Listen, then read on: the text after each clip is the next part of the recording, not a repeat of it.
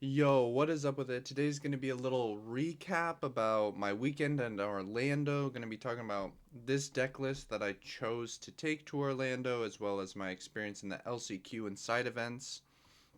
The LCQ, I went 7-2, placing 43rd, and then I only played in one side event because the side events were like crazy to get into.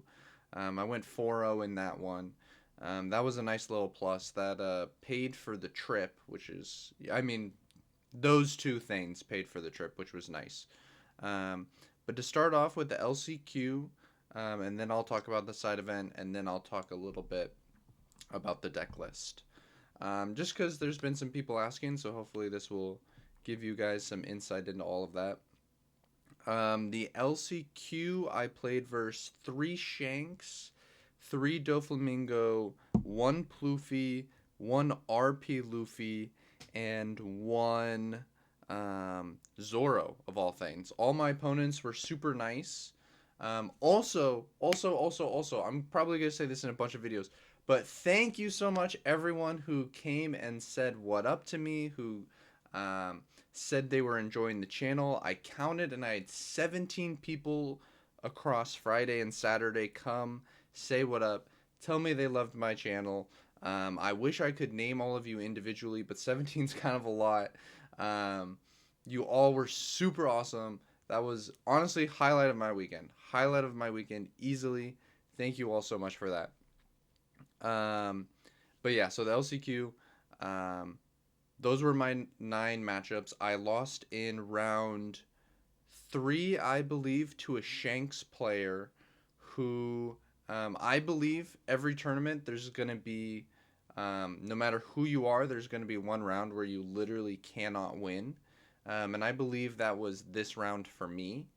Um, I won the die roll. I went first. I saw some pretty decent cards, like nothing crazy, but good cards. Like on 3, I went Teach, Play, Weevil. I mulliganed for Perona because that's what you're supposed to do, but I just found Teach. And Teach Weevil is always great, obviously. So I felt good about it, but he Red Hawks the Teach on 2. Um, he swings into my Weevil for 9 on 4, and I have no 2K, so I can't protect it. He goes Silvers, Rayleigh, draw 2, trash 1 on 6. 8 cost Rayleigh on 8. 10 cost Shanks on 10. 8 cost Rayleigh on 12 plus a Rad Beam. Um, on 14, he goes Ben Beckman plus Red Hawk, and if the event wasn't exactly Red Hawk, I won. So he like basic, and he also had 2Ks like the entire way. Like I never caught him in a position where he didn't have counter. Um, so like he basically just had like the handcrafted hand, and like I think that matchup is super Dofi favored, genuinely. Like, I think Shanks has to get super lucky to win. He cannot miss a single turn. Kind of has to handpick his cards, and that's kind of what happened here. Um, so it's all good. That sort of I wasn't upset about it. My opponent was nice. He was cool. Um, all my opponents were great. Honestly, all great people. Literally no bad experiences in the LCQ at all. Um, So shout outs to him. You know, he played what he was dealt, and he won that match. Then I believe I lost round. I think it was maybe 6. I'm not sure. It was the Doflamingo mirror, and I'm like really sure I was supposed to win this one. To be honest, I don't know exactly where I went wrong. I know I went wrong somewhere. The Doflamingo mirror is pretty hard. I feel pretty good at it usually. I think in this situation I didn't play my best genuinely, and so I ended up losing that one. And when I lost that, I knew the dream was over. Only like when you put it in the Swiss calculator, only like 1 or 2, I believe. Maybe there was 3. I'm not exactly sure. A very small number of the X2s were gonna make top 16 to go to Nats. So at this point, I was super sad, honestly. Felt like I put in a lot of time and I kind of let myself down. Um, but I didn't drop. I stayed in the event, won the last few rounds, got like a Shirahoshi, the Dawn, some event packs, placed 43rd. It was fine. Had a bunch of people in the LCQ come up to me and tell me they love the content. So that definitely helped keep the morale up a lot. And then the next day, I got into the 2 o'clock side event. Um, and that went pretty well. Nothing too notable about it. I think I played 2 Shanks, a Dofi, and a Ploofy. The only thing that was super notable about it was my round 3 Ploofy player was like crazy salty. He was like so mad. It was like he wins die roll on the 4 Dawn turn. So on 2 I play Sengoku.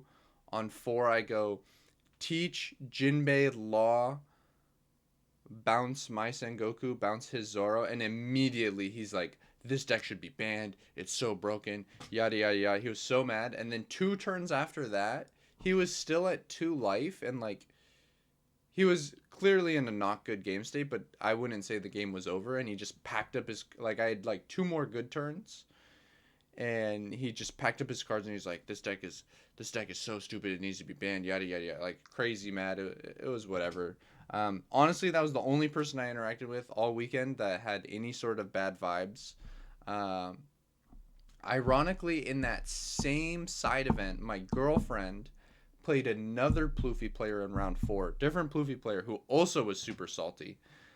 So I don't know. Ploofy players, you guys gotta remind yourselves it's just a game. We're here to have fun. Obviously, we're competing and there's a lot on the line, but like ultimately, this is a game. This is a hobby.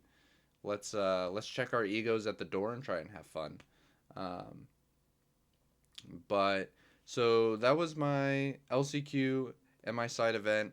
Overall, kind of a disappointing weekend. I still feel like I was pretty prepared, and I think a lot of the times I end up doing topping that LCQ. I think if you simulate it 100 times, I think I probably top it a huge percentage of those times. But wasn't my day. I didn't play as well as I wish I did. It's all good. We go next, right? Hopefully, I will perform better at Dallas in March. But on to the deck list, in case anyone wanted to know my thoughts. Um, so nothing too notable. I'm only running 10 2Ks. I know Jonas and some other people prefer 12 or maybe even 11. To me, one of my least favorite things is when I draw too many 2Ks and I have to play like these bodies as like vanillas off of like a Jinbei or leader effect or anything. Like to me, that always feels super bad. Um, just not something I like. 3 pudding, I still really like pudding. I know some people only played 2 this weekend. I think, it's awful versus Shanks, obviously. It's unplayable versus Blackbeard. Um, but I think it's one of the only cards in the entire game that you play it and you can just win the game on the spot. If your opponent is reckless and they play into this, or if you force them to play into it with your laws and your Jozus, it's one of the only cards in the game that can literally just steal a game. Like literally, the game is just over the second you play it, which I think has a lot of equity.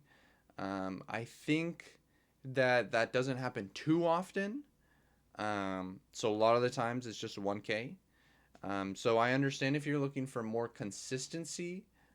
Something that I know some people were doing was they were only playing 2 of this and maybe more of these. I understand that, but for me personally, I think the win equity that you get is just too crazy. Um, 3 Jozu, I think this card is great. I think 3 was the right number for me personally. Um, don't really ever need to see more than 1, I don't think, into any matchup. Like, if you play more than 1 in the mirror, you're really going into Gravity Blade. In other matchups, like, you actually just can't play more than 1, I don't think. Only 2 Gecko. I really wanted to play a third of this, genuinely. I wanted to only play 3. I wanted to play 3 of these and only 3 Teach. Um, but the people I was working with were really convinced that 4 Teach is mandatory. It's too crazy. And I agree, Teach is crazy and really good. But I do think there's some merit to playing 3. Jonas only played 3. Um, but going into the event, I didn't feel strongly enough that 3 Gecko and 3 Teach was better than 4 and 2. So ultimately, I just kind of went with what everyone I was working with thought, which was 4 and 2. It was fine. Like, there weren't really any times where I was like, man, if this Teach was a Gecko, I would be in such a better spot. Like, I don't think that ever came up, so I don't think it mattered. 3 Gravity Blade. This card is either the greatest card ever or it's awful.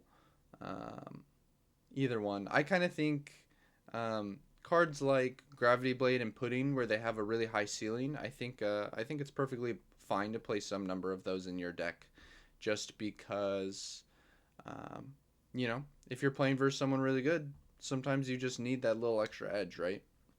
And only 1 Perfume. I'll be testing 2 Perfume again this week. I hate this card, so we'll see if I like to. I a lot of the times wish I had 0, but Jonas the GOAT, and he played 2, so I'll try it. But that's the deck list. That's the recap. I think that's everything. Shoutouts to John for hosting me. Literally the greatest host of my entire life. That was insane. Shoutouts to my girlfriend for always coming with me everywhere and for playing and just being just the greatest person ever. I don't think there's anything else in this deck list that anyone could possibly wonder about, but if anyone wants to know anything, please feel free to comment. I'll for sure respond. Yeah, thank you all so much for watching, and have a great rest of your day.